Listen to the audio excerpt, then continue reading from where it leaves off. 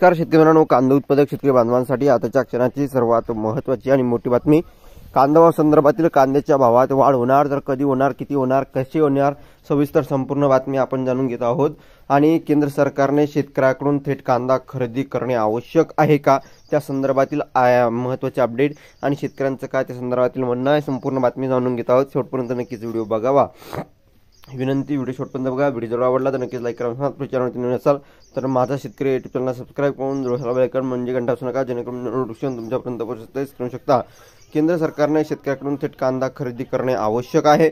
महाराष्ट्रातील शेतकरी मोठ्या प्रमाणात कांद्याचे उत्पादन घेतात। केंद्राने या शेतकऱ्याकडून थेट कांदा खरेदी करावा अशी मागणी पणन मंत्री जयकुमार रावल आणि कृषी मंत्री माणिकराव कोकाटे यांनी केंद्रीय अन्न व ग्राहक व्यवहार मंत्री प्रल्हाद जोशी यांच्यासोबत झालेल्या बैठकीत केली। देशातील एकूण कांदा उत्पादनात 55% वाटा उचलणाऱ्या महाराष्ट्रातील नाशिक, जळगाव, अहिल्यानगर, पुणे, सोलापूर आणि सांगली जिल्ह्यांना मे मधील अनियमित पावसामुळे जबरदस्त फटका बसला आहे।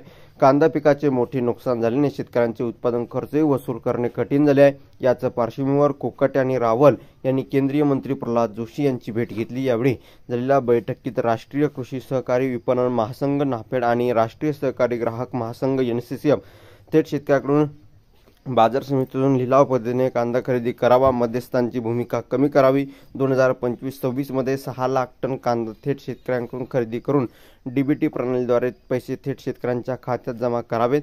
ही खरेदी प्रक्रिया पारदर्शकरित्या व्हावी यासाठी स्वतंत्र लेखापरीक्षण पथकाची नेमणूक करावी। यासह किरकोळ बाजारात कांद्याचे दर 40 ते 45 रुपये किलोपर्यंत गेले तर निर्यात शुल्क लावावे, जेणेकरून आंतरराष्ट्रीय बाजारात स्पर्धात्मक दर मिळू शकेल। याच प्रमुख मागण्या या बैठकीत करण्यात आल्या आहेत। महाराष्ट्र कृषी पणन मंडळ आणि नेदरलँडच्या सहकार्याने पुणे जिल्ह्यातील तळेगाव दाभाडे येथील आशियातील प्रथम राष्ट्रीय काढणी पश्चात तंत्रज्ञान संस्था national institute of post harvesting technology स्थापन करण्यात आली आहे।